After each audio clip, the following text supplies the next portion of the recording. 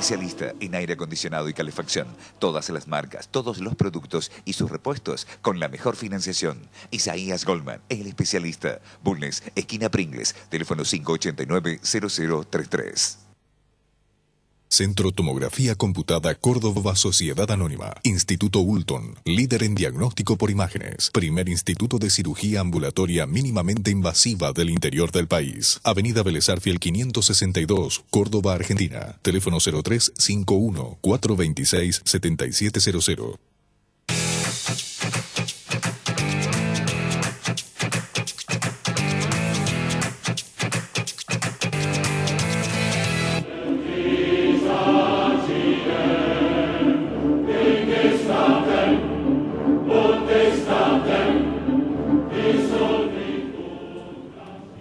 Bienvenidos a Palabras de Honor, programa de Canal C, donde entrevistamos a personalidades de Córdoba y de la Argentina para hablar de temas de política, economía, sociología, etc.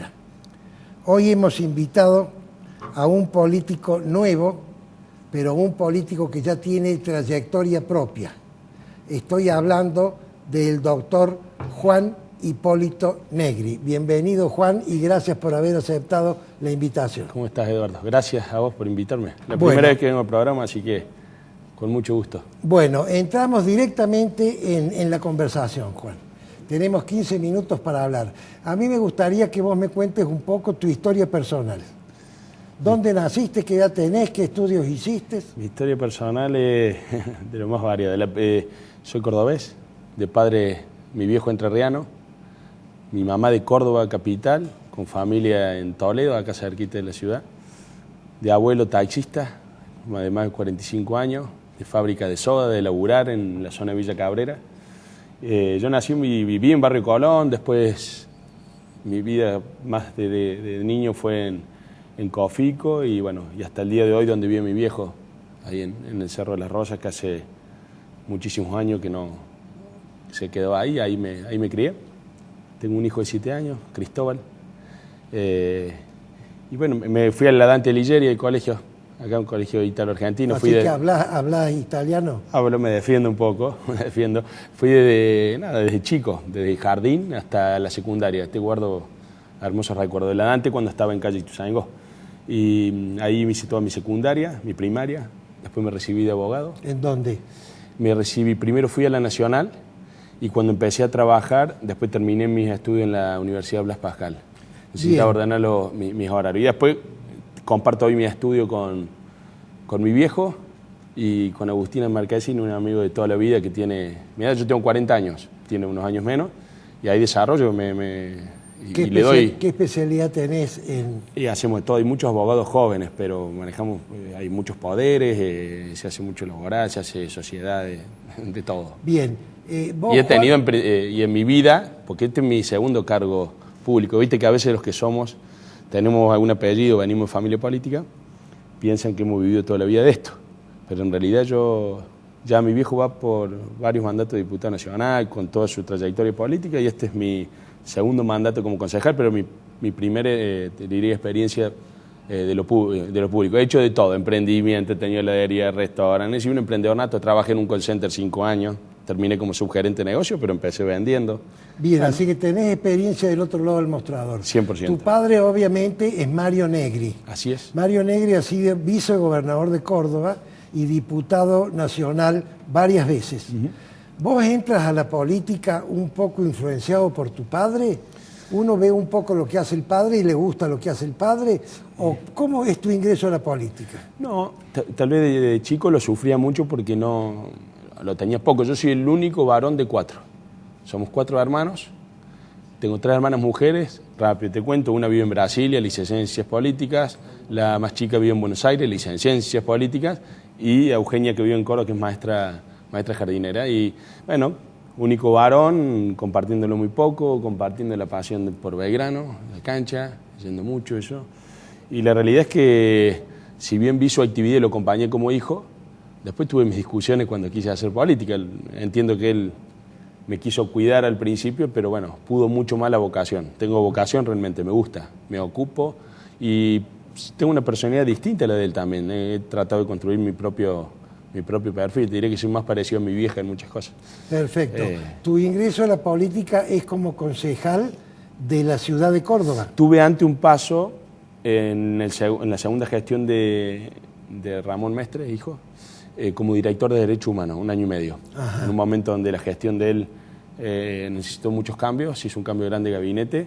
Bueno, yo fui, si quiere, como un gesto político para acompañarlo en su gestión. Nosotros casi no tuvimos funcionarios en las 2 gestiones de él. Y me puse al lomo un tema que era muy sensible en ese momento, que era la violencia institucional, con muchos jóvenes que hoy les aplican el código de convivencia a diestra y siniestra, como decía yo. Algún día vamos a hablar de ese tema que está tan vigente. Me he metido en barrios muy profundos y trabajé, lógicamente, con lo que hacen los derechos humanos. Pero hoy quiero hablar más del tema político. Y ingresas como concejal, este es tu segundo mandato como concejal. Yo encabecé la lista de concejales en esto que fue ir dividido en mayo, y lógicamente hoy presido el principal bloque de la oposición en Córdoba, el bloque de Juntos por el Cambio. En mi bloque confluyo junto con concejales de Luis Juez y con concejales del PRO. Ahora me das pie para hacerte la pregunta que te iba a hacer lo mismo. ¿Hay otros radicales que no están en tu bloque? Sí, con los cuales voy achicando diferencias. Es decir, es un grupo liderado por Mestre, digamos. Una parte, hay otro bloque de 2, que el presidente es Rodrigo de Loredo. Rodrigo tiene un bloque propio, no está con ustedes. No, pero con nosotros, bueno, todo el arco opositor en la ciudad en realidad estamos con mucho diálogo. Con Rodrigo me une haber militado mucho en la juventud en conjunto, tener alguna visión similar en cuanto a que creemos que hay que formar una gran coalición en Córdoba para volver a gobernar, en la ciudad y en la provincia, con un radicalismo fuerte, pero coalición al fin creo que es la herramienta. Pero para que haya un radicalismo fuerte va a haber que unir al radicalismo. Sí. Y para unir al radicalismo hay que tener estrategias de unión. Y autocrítica. Primero autocrítica. Autocrítica. ¿Cierto? Autocrítica, que es fundamental. Quien haga la autocrítica en el radicalismo se lleva el primer punto. Mirá, si vos... A cordobés estoy hablando. Si vos, Eduardo, me preguntara, ¿cómo arranca tu día, Juan? Bueno, arranca muy temprano con mi hijo, pero después me dedico a suturar y a cerrar todas las heridas que quedaron en mayo, por supuesto con quien quiera cerrarlas, ¿no?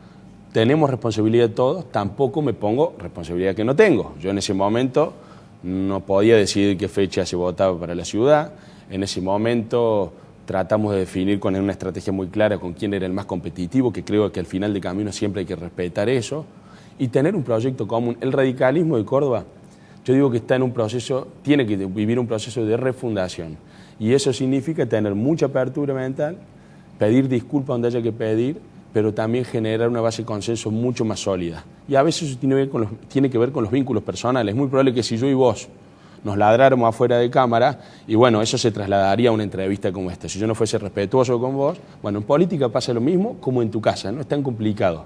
Hay que tener expectativas, que todas las tenemos, pero hay que tener un proyecto mucho más colectivo. Creo que el radicalismo necesita no liderazgos individuales que te quieren llevar a los sopapos, como digo yo, sino proyectos colectivos. El llegar todos. Yo aprendí algo, mira, yo estudio mucho la gestión con Horacio Rodríguez Larreta, hace 3 años que me capacito ahí, por lo menos. Y aprendí algo de Larreta en Buenos Aires, que mientras más poder, más me abro, hacia los partidos que conforman la coalición, más generosidad política, ¿no es cierto? Mientras más acumulación, más generosidad. Y suele pasar a la inversa en la mayoría de los casos en política. Entonces eso te diría que define un poco cuál es la matriz con la que creo que hay que recuperar al radicalismo. Perfecto. El radicalismo va a tener que elegir sus cuadros buscando el mérito y no la posición dentro del partido, porque si no, no van a ganar las elecciones. Esa es una, te lo digo yo con un apellido, si quiere, reconocido.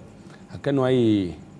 Si quiere, no hay proyecto sin esfuerzo, no hay proyecto sin sinceridad, no hay proyecto sin respeto.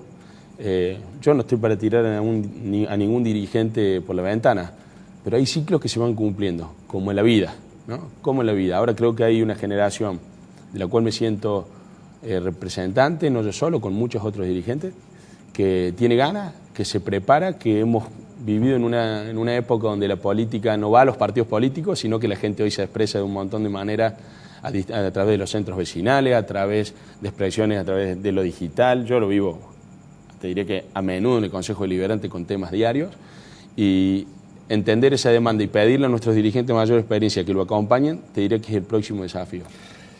Si otro bloque gestionara dentro del Consejo una investigación sobre corrupción del gobierno anterior, ¿cuál sería tu posición? Bueno, yo fui muy claro.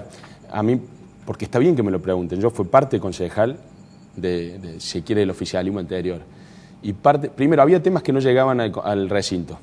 Nosotros teníamos la capacidad, en ese momento, a nuestro presidente del bloque, de decirle, che, guarda con esto, lo veamos bien, me parece que no puede ser bueno para el intendente. Era la manera de cuidarlo, si se quiere, que teníamos más allá, que cercano seguramente al intendente no se veía bien, se podía ver como una traba. Fue tan así el caso de la licitación de la basura, que con quien estás hablando le incorporó más de 16 modificaciones. En su momento los secretarios del momento se quejaban porque dicen que uno le preguntaba más que la oposición.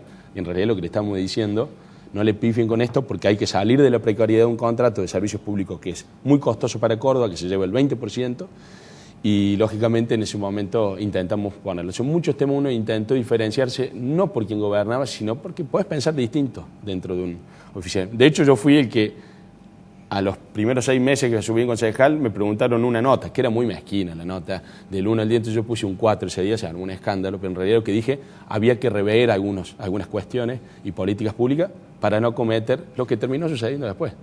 Entonces era un llamado de atención. Bueno, no se escuchó, después se cerraron las puertas, pero siempre lo hice de manera legal, no tengo mala fe para hacer política, no lo llevo al plano personal tampoco. Bien, Juan, tu padre viene del... Disculpa que te complete. Sí. Y nosotros acabamos de hacer un pedido de informe al intendente Yayora para que nos diga qué ha sucedido con todo el tema de Crece y el tema de SIOP por los allanamientos que ha habido. ¿Me explico? Y yo puse la firma, no voy en contra del intendente, porque eso viene de la época de Giacomino en 2011, sí, el tema Crece. ¿No? Muchos lo personalizan, viera a veces las discusiones tan vacías de contenido que se dan, pero eso marca una postura frente a lo que tiene que ser, ¿no? Uno no puede esconderse frente a ese tema, no puede especular. Perfecto. Última pregunta, Juan. Tu padre viene del alfonsinismo. Sí. Alfonsín ha sido un demócrata extraordinario, pero en el tema económico yo lo califico de voluntarista, es decir, en economía las cosas son como son, no como uno quiere que sea. En 1 minuto y medio que nos queda, ¿vos podrías definir tu posición económica? O por lo menos tu visión económica. Mira, no estás hablando con un especialista. Lo primero que te digo, para todo el orden de la vida y para la política, en mi caso, siempre aplicar el sentido común. No solo de que los que menos tienen tengan que recibir más, sino también estamos en un momento donde la clase media en Córdoba, se vivió mucho con el impuestazo que puso Yayora, está pidiendo a gritos de que la dejen producir al que tiene una pyme, no que le pongan impuestos más del 70%, sino que creo que la sobrecarga impositiva ha demostrado que no aumenta recaudaciones ni hace más próspera la vida de un vecino clase media que estamos hablando, que tenga la suerte de tener un departamento, 2 hijos que lo puedan mandar al colegio y bancar un auto entre toda una familia. Ese prototipo de familia, que en Córdoba hay mucho, y que la sociedad cordobesa está conformada mucho por esas características, creo que lo que hay que hacer es, aparte de redistribuir también, no ponerle el pie en el pecho, ¿no? Generar también impuestos que no sean distorsivos, sino que incentiven a producir. No me considero en eso un liberalista, ni mucho menos, pero sí buscarle la medida justa, porque hoy la realidad es que una familia promedio tiene que contar con 18.000 pesos para arrancar solo pagando impuestos, ¿no? Sin hablar de los servicios públicos, como el transporte y demás, que van de la mano con aumentos que han superado la inflación, ¿no? Entonces, creo que la economía tiene que estar orientada a, como digo yo, hacerle más fácil la vida de la gente. Después las herramientas, vos viste que los economistas dan pronósticos que después se desdicen y los cambian en función del gobierno que está o lo que está pasando con muchos de los gremios, ¿no? Cláusula gatillo antes, hoy no. Entonces tiene que ver también, la política se mete en la economía, pero aplicar el sentido común pensando en una clase media que le ha aportado mucho a este país y que lógicamente ya no da para más y que lo único que escuché están viendo muchos qué hacer para irse. Con este gobierno, con el anterior nuestro de Cambiemos, es algo, hay una constante que se repite. Entonces, la matriz de distribución y la matriz económica de este país, que debería ser mucho más productivista si se quiere, bueno, lógicamente hoy está en un punto muerto y es a lo que apostamos a tener políticas de consenso, inclusive vinculadas también a la inflación. Eso no es de un gobierno de otro. En 70 años nadie le ha podido bajar. Perfecto. Juan Hipólito Negri, qué nombre, ¿no? Hipólito Negri. Dicen que Juan para quedar bien con los peronistas y Hipólito, sí. Concejal de la ciudad de Córdoba, te agradezco que hayas venido este día de tanto calor. Y bueno, te voy a invitar varias veces al programa porque este programa se va a dedicar este año Muy bien. de tener un trato especial con los candidatos, con quienes van a ser los protagonistas de las próximas elecciones, y ya en las próximas entrevistas vamos a hablar de los planes futuros, más de tu presentación, como ha sido en este programa. Bueno, muchas gracias, sentí muy cómodo y a disposición siempre. Gracias a vos. Gracias, Eduardo. Nos vemos en el próximo bloque.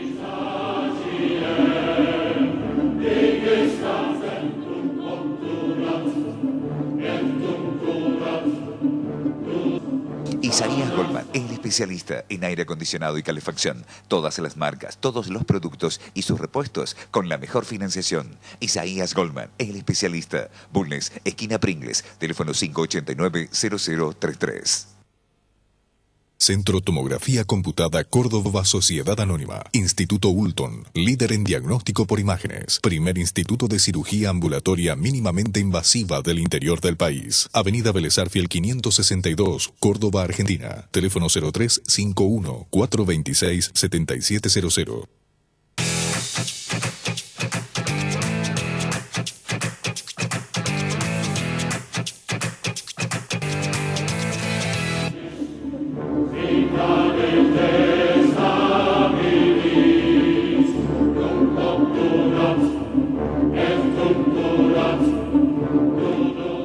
El presidente Alberto Fernández ha recorrido Europa hablando con los presidentes o conductores de los distintos estados europeos sobre el tema del pago de la deuda externa, fundamentalmente con los socios del Fondo Monetario Internacional.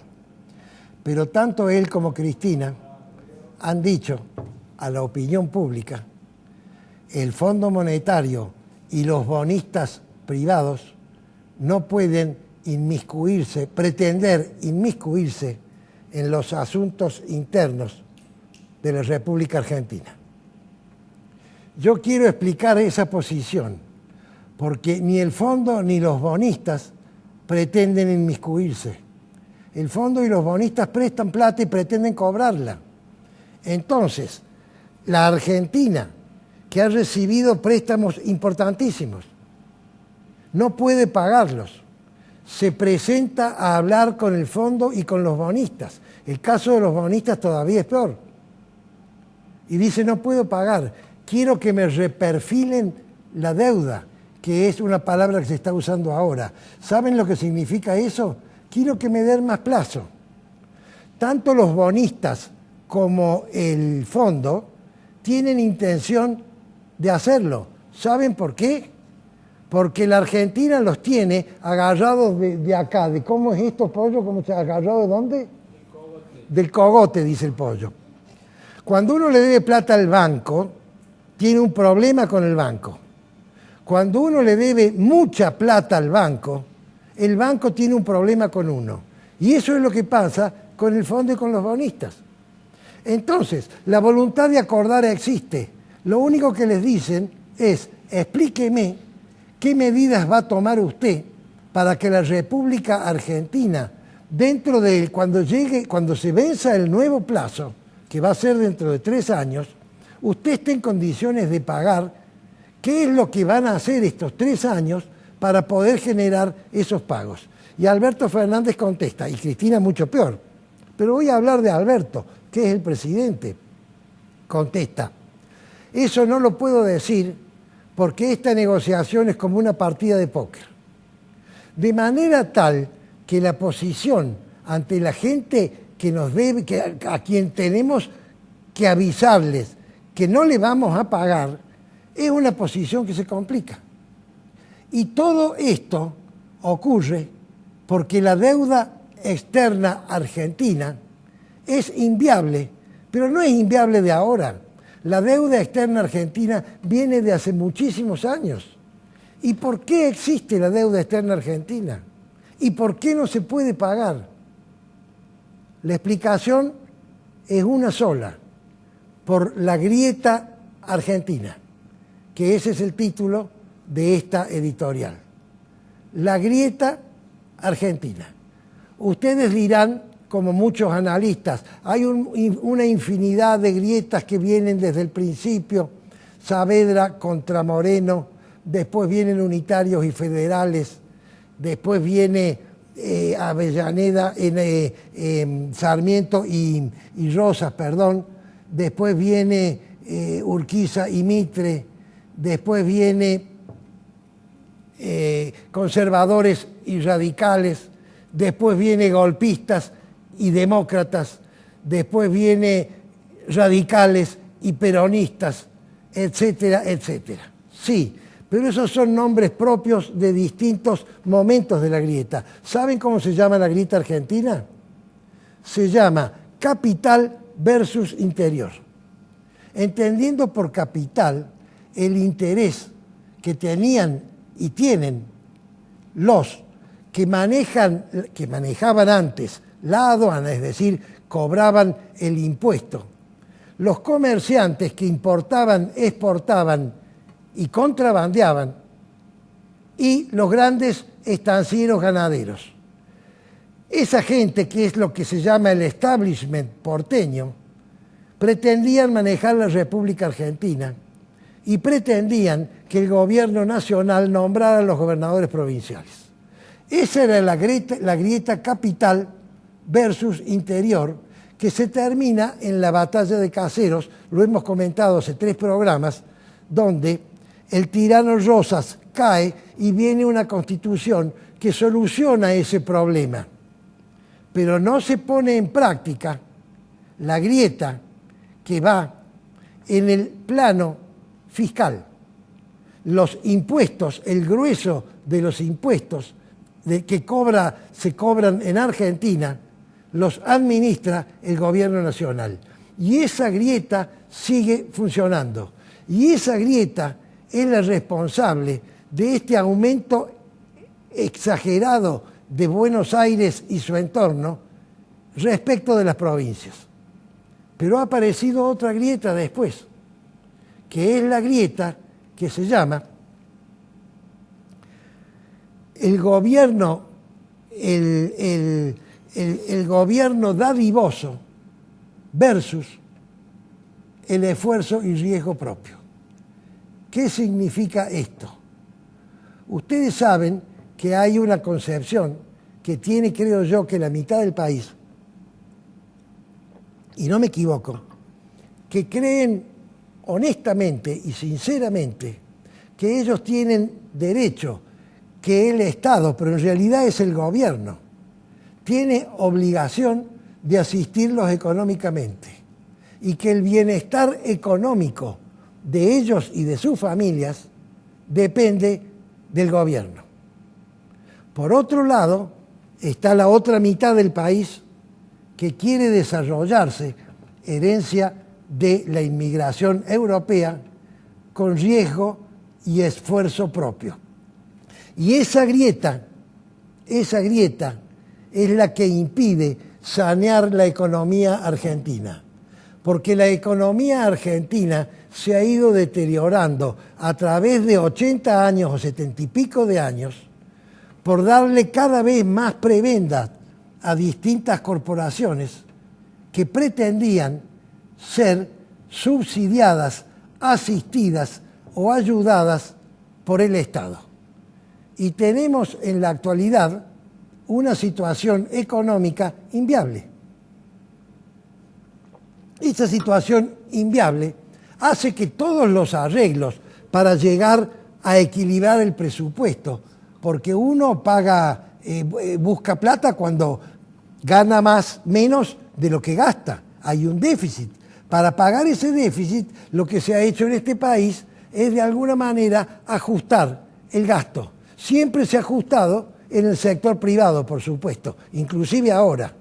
Cuando la verdadera solución que ha hecho grande a los países que son grandes no es tanto ajustar el gasto, que hay que ajustarlo, por supuesto, sino incrementar el desarrollo. Pero para incrementar el desarrollo, lo hemos hablado varias veces y lo vamos a seguir hablando, necesitamos inversiones. Y para que haya inversiones propias y ajenas, porque acá hay un producto bruto interno de capitales nacionales que no están en el circuito, están en dólares. Esas inversiones propias y ajenas van a volver exclusivamente cuando haya confianza.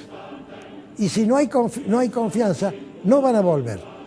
Y Alberto Fernández, en las medidas que ha tomado en estos 2 meses y pico de gobierno que lleva, ha tomado una serie de medidas, ha tenido una hiperactividad, eso es cierto, pero no hay una medida que haya tomado orientada a incrementar la confianza. Al contrario, todas las medidas que pueden paliar o no problemas que deben ser atendidos, yo no digo que no, pero todas las medidas han sido instrumentadas de una forma tal que el inversor, la persona que tiene que arriesgar su dinero e invertirlo, ponerlo en el circuito productivo, diga, yo desconfío de este gobernante. Por eso no puede entonces solucionarse el problema del fondo y generar la confianza.